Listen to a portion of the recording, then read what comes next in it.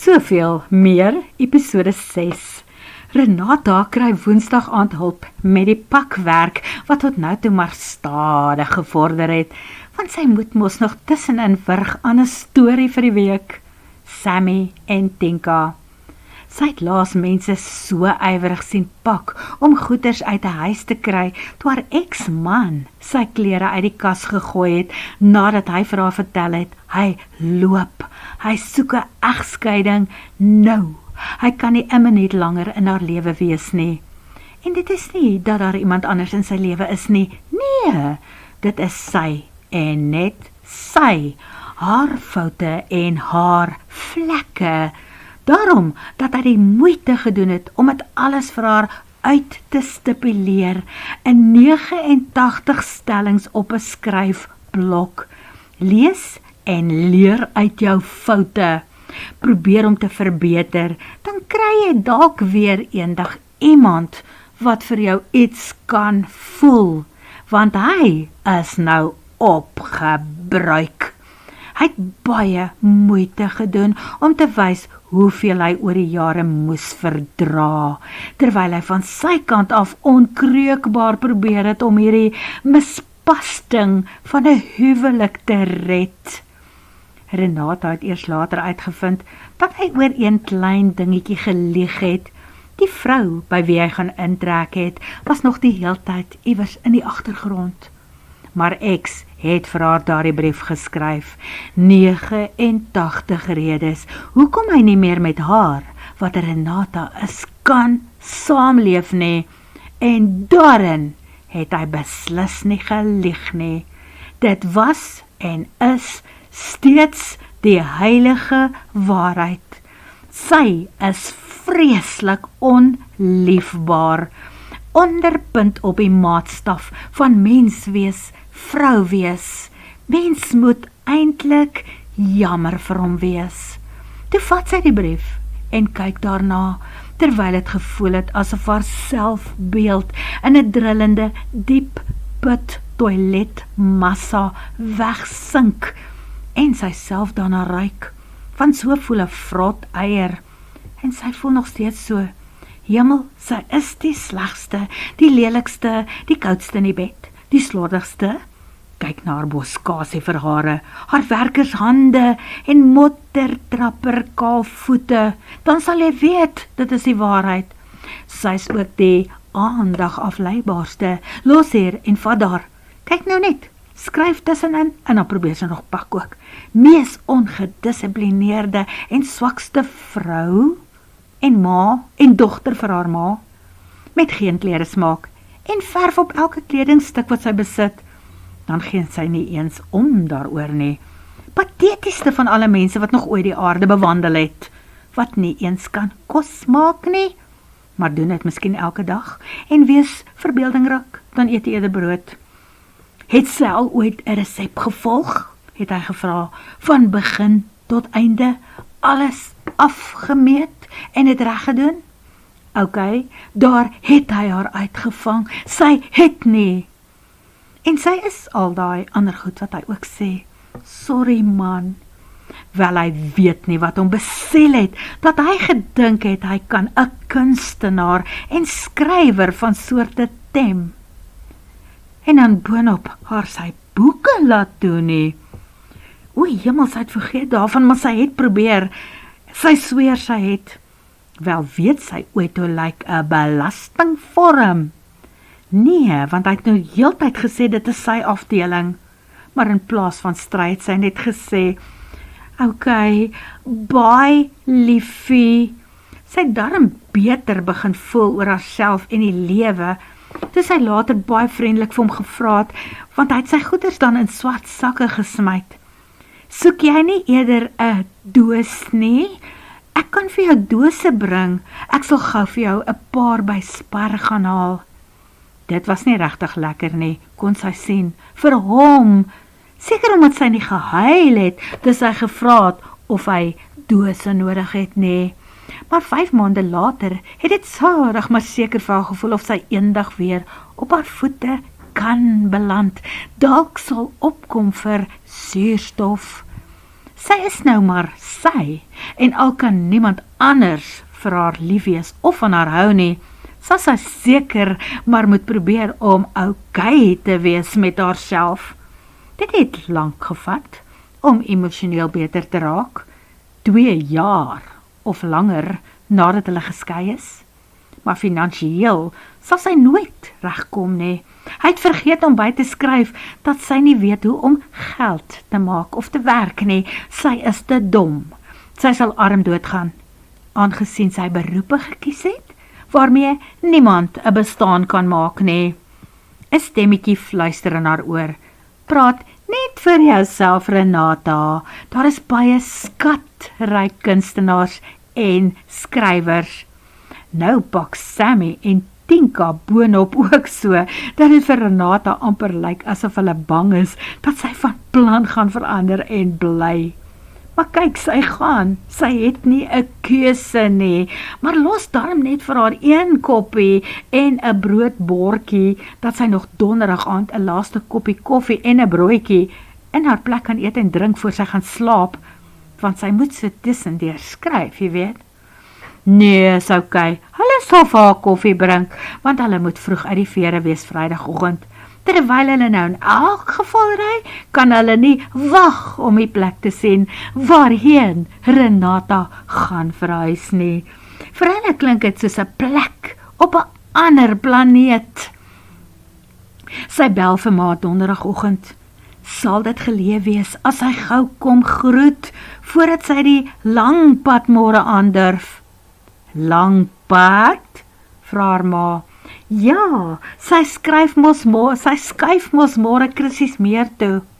Haar ma klink verward. My kind, skus dat jou ma nou so half deur mekaar klink, maar is dit nie waar jy nou al die afgelope 6 maande bly nie? Het jy nie gepraat van 'n houthuis nie? Nee ma, ek is nog nie in daardie houthuis nie. Laatmiddag bel Chanel. Sy beloof om vir Renata die koördinate te stuur om tot op die plaas en in die Palekampie waar die houthuisies is te kom. Haar skoonsister Cecile en die se vrou sal daar wees om hulle te verwelkom indien hulle voorheen daar kan wees.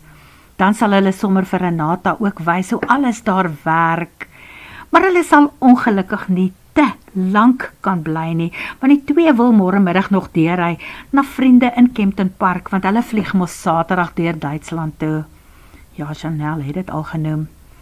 As Renata vashak en sy sien dat sy laat gaan wees, sal hulle die kampie se remote en haar huisie se sleutels by ene Bartholomeus los, daar by die groot huis. En as sy mense gaan nodig kry om te help aflaai en opdra, moet sy ook sê, die huisies is mos op stellasies. Josie en haar man sal help. Josie het gister die huis van hoek tot kant skoongemaak en gesuig. Die mense is betroubaar. Hulle is al 40 jaar lank op die plaas en weet hoe alles daar werk as sy vashak. Is sy al opgewonde om te gaan? Natuurlijk is sy opgewonde. En lewensbenoud terselfdertyd. Dit gaan verseker die avontuur van 'n leeftyd wees. Renata voel soos iemand wat vir die eerste keer heeltemal alleen op daardie afgeleë planeet gelanseer gaan word. 'n Vrou wat op 'n ruimtemissie moet vertrek om haar laaste jare daar in totale afsondering en eensaamheid te gaan leef. Sy sal intussen aantekeninge ook skryf van dit wat sy daar sien, en dan sal sy dit terugsyn planeet Aarde toe, die moontlikhede daar ondersoek, of dit dalk 'n heenkome sal kan wees vir aardlinge, wanneer die aarde in die 3de wêreldkonflik vergaan. Sy sal optree as 'n wetenskaplike van soorte ook. Seker die, dat sy haar eerste nagmerrie oor haar missie iewers in die vroeë oggendure van Vrydag kry. Sy droom, sy's op daardie planeet, 'n groen planeet met baie water en plante rondom haar. Sy wag om te sien of daar ander spesies ook is, vlees en bloed. Maar sy sien net monsters met groot voete wat toef op houtvloere loop en sê, jy moet wakker word, ek maak koffie en ek bring vir jou beskuit om te eet en moenie vergeet om jou selfoon en laaier in jou handsak te gooi nie en onthou 'n 2-punt prop. Renata maak 'n aantekening van die groot voete wat doef maak as hulle oor die aarde loop. In die water is daar wel 'n vis of 2 en iemand het gesê, wees op die uitkyk vir kraanvoëls en paddas. Hulle kom hier voor. Almal het gehoop dat daar op hierdie planeet al mense ook sal wees, maar jammer, hier is geen intelligente lewe op hierdie planeet nie. En beslis geen inspirasie vir romantiese fiksie, 'n hygstorie of 'n liefdesverhaal nie. En toe besef Renata dat sy daardie boodskap voortydig gestuur het, want hier is soort van mensagtige wesens. Sy het hulle eers vir bome aangesien, mini tini bini twak soekers, wat 3 voet hoog is en elkeen 3 of 4 bene het. En daar waar mense se belangrikste vorm van identiteit sit, het die goed wat seker sal deurgaan as mannetjies, 3-punt proppies wat so uitstaan, en die vroutjies het 3 gaatjies, waarin dit seker gaan pas. 'n middelgroter een en 2 kleiner ouetjies aan weerskante, en wanneer hulle verby mekaar loop, draai hulle so na mekaar toe en dan prop hulle in, en dit maak zzzz, dan druk die 2 van hulle 3 bene in die grond, die lyfies rittel en hulle gegil stout, die 3de been skop styf en hulle haartjies maak sulke toringkies op hulle koppe. Vir 'n paar minute staan hulle so en trill, en wanneer hulle wegstaan, groei daar 'n nuwe 3-been twaksoekertjie uit die grond tussen hulle op, vinnig en doeltreffend. Renata is gefassineer. Dit gaan die wetenskap in sy fondamente skud. Hier is nou wel nie romanse nie, maar die voortbestaan van die twaksoekerspesie is gewaarborg. Wakker word Renata. Wakker word? Sy het dan nog glad nie geslaap nie. Wat bedoel hierdie twaksoeker? Maar helaas, dit voel beslis asof sy in haar bed gelê het. Met 'n lang arm soek sy op haar bedkassie vir haar skryfboekie, die een waarop sy lysies gemaak het in die laaste tyd. Sy moet skryf, onthou 'n 2-punt prop. Selfoon laaier. 2 punte. 2-punt prop, daai kant is net 3-punt proppe, en amper vergeet sy om haar badkamerkassie leeg te maak. En wat van Bob?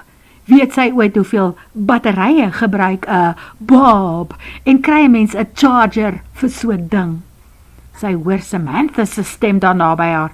Wel, ek het voorgestel dat ons 'n draai by Loveland moet gaan maak, sodat jy vir jou een sal kan kies.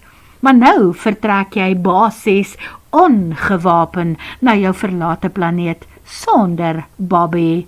En oppas, moenie so probeer om iets op jou bedkassie raak te vat nie, want daar is nie meer 'n bedkassie langs jou matras nie. Jy slaap op die grond, en jy sal jou koppie koffie daar omstamp. Renata vlieg oorent en kry uiteindelik een van haar 2 oë oop. Sy kyk op haar rond, en besef geskok dat haar huis leeg gedra is, of byna leeg, waarskynlik deur die 2 vroumense, wat nou met hulle rug teen die houtmuur sit, en hulle bes probeer om 'n hele pak beskuit leeg te vreet, voordat sy een daarvan gekry het. Haar kar is blykbaar gelaai. Samantha se bakkie is ook gelaai, en in die houthuis waar sy nou bly, is daar nog net die matras waarop sy gisterand geslaap het oor en 'n paar stukkies beddegoed. Hulle kon haar nie wakker kry nie. Het sy 'n slaappil gedrink gisterand? Wel, hoe dit ook al sy, toe laai hulle maar so lank. Daar was gelukkig nie te veel om te laai nie. Die bokse is mos al in die Renault. Renata se eie toedoen gisterand. Sy eet 'n beskuit, drink haar koffie en stap by die badkamer in om vir die laaste keer te stort en haar tande te borsel. In 'n houthuisie wat vir 6 maande haar woonplek was. En toe sy uitstap, is sy nogal hartseer terwyl sy haar slaapklere en beddegoed opvou. Die vroumense het intussen haar matras ook by die bed se basis op die bakkie gaan laai en nou bind hulle alles met toue vas. Renata laai haar laptop en die swart sak met haar beddegoed, kussings en slaapklere by die ander losgoed in haar Sandero. Ook haar rekenaar. En toe is dit net 'n laaste terugkyk na die houthuisie voordat sy wegtrek, want Samantha het verbeet te beduie. Ry voor, jy het die GPS-koördinate op jou selfoon. 2,5 ure se ry, nader aan 3 ure, die pad is plek deurgery. Tot by Belfast op die highway was dit alright, daar vandaan minder mooi en die vroumense op die plaas wag al op hete kole vir hulle. Dit is 12 uur verby. Hulle twee moet later deurry Kentland Park toe. Sy weet dit mos man. En hier is Bartolomeus, ontmoet vir Bartolomeus. Oppas vir Bartolomeus, waarsku Samantha, toe hulle later alleen in die Palahuiskampie agterbly. Die man lyk soos 'n bok, en 'n bok is 'n bliksem. 'n Bok soek net sports. Hy was daarom goed genoeg om te help om die meubeltjies en die goed tot bo in die houthuisie te kry. Die huisie is oulik, 1 slaapkamer met 'n oopplan sitkamer en 'n kombuis. Vanaand kuier hulle oor 'n pot spaghetti bolognese, wat Renata aan mekaar geslaap net, 'n moerbei-pot. Slaaptyd rol die gaste hulle dun matrassies in die sitkamer oop. Samantha en Tinke is ou kampeerders. Hulle kan enige plek omval en slaap, selfs op 'n smal lysie iewers hoog in die Himalajas, spog hulle. Was julle al daar, wil Renata weet. Nee, maar dit is op ons bucket list, net soos wat badplaas ook op ons lysie is vir môre. So sal jy alright wees hier, alleen, 'n plaas, alles nuut en vreemd, en sal ons die water op die swembad oopdraai, as jy net sal onthou met weer toe te draai, daar by die Palekamp. Hulle het mos al 'n bietjie verken. Tinka maak groot oë toe 'n jakkals daarna by die waterkant verby hardloop en toe stop om 'n lang en droefgeestige kerm uit te gee. Natuurlik, dit is nie die diere wat my bang maak nie. Dit is kwaadoeners en twaksoekers en dit klink my darm nie asof hier sulke goed rondloop nie, antwoord sy vol bravade. Miskien is dit goed dat die twee vanaand daar in die sitkamer van die stillasiehuisie slaap. Houthuise kraak mos in die nagte as dit afkoel. Dit kraak ook in die dag as die son daarop skyn. Dit het Renata daarom reeds in Pretoria agtergekom, want hierdie is die tweede houthuis wat sy 'n blyplek gaan maak. Dit is die geluide wat van buite afkom wat nou vir haar vreemd is. Nagvoëls en diere, soms die geklots van die water in die meer wat eb en flou. Dit is die wind wat die water waai en 'n boom wat op die sinkdak skraap. En daardie is 'n Europese naguil, sê Samantha. Sy darm nie te laat rondgerol nie. Miskien was dit die vorige aand se rondrol en nagmerrie wat gemaak het dat sy toe vannag uiteindelik soos 'n klip geslaap het. Samantha en Tinka is al vroeg Saterdagoggend op en uit. Hulle wil die beste van 'n badplaasdag maak. 'n Dag waarop Renata nes skrop en uitpak en regpak en dit later waag om langs die meer te gaan stap. Die water is blykbaar hoog na die reën, maar so hier en daar steek daar eilande en plante groei uit. Die gebied hier langs die meer bestaan uit 'n heel unieke en eiesoortige ekosisteem. Daar is leesstof in die huis, het die plaaseienares Cecile gesê. Lees dit en blaai gerus daardeur. Dit is feitelik ondoenbaar om sy kinders by sy huis te onthaal. Geen kos wat Hugo uit 'n pot of van 'n rooster af kan maak, is vir hulle gewoonlik indrukwekkend genoeg nie. Hy kry hulle dus Sondagmiddag by 'n plek van hulle keuse. Nou, hoekom wou pa ons so dringend vandag sien? Want ek wil van die geleentheid gebruik maak om vir julle tot siens te sê, sê hy. Hoekom is pa op pad uit, wou sy seun weet. Nee, hopelik nog nie.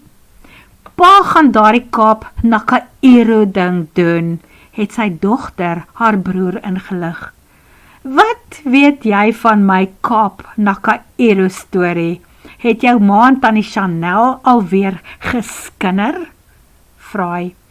Hulle kuier en praat soms pa, hulle was darm vriendinne voor julle getroud was. Dit is net logies dat hulle mekaar nog steeds sal sien, nadat hulle albei julle huwelik oorleef het. En was dit die ergste ding wat met hulle albei kon gebeur het? Wou Hugo ongekrap weet. Pa, dit was nou nie so bedoel nie. Miskien moes jy en ma net nooit met mekaar getrou het nie.